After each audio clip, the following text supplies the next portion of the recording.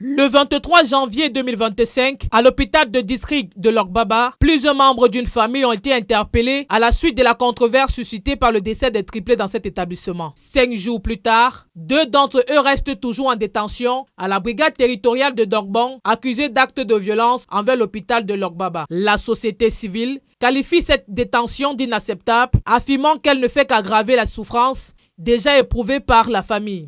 Pour résoudre un conflit, le plus important est de d'abord apaiser les tensions. Et lorsqu'on parle d'apaiser les tensions, ça veut dire que la famille est encore sous le choc. Pour moi, je ne pense pas qu'il était vraiment bon tant que le gouvernement se comporte ainsi. Mais sauf que le plus important est que lorsqu'on parle des blessures intérieures, cette famille a encore ces blessures qui continuent à saigner. Donc pour le moment, je pense que leur détention n'est pas la bienvenue. Cette détention prolongée ne fera qu'exacerber une situation déjà tendue entre la famille et l'hôpital, tout en alimentant davantage les soupçons au sein de l'opinion publique.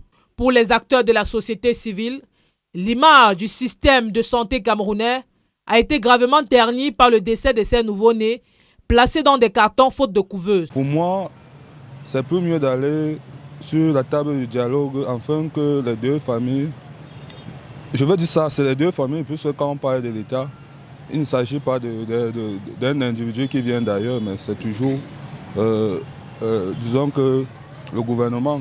Donc pour moi, la solution est d'abord de libérer ces deux personnes qui sont incarcérées. Des sources proches de la famille indiquent que celle-ci envisage de recourir à des actions judiciaires contre des personnes directement impliquées dans cette affaire.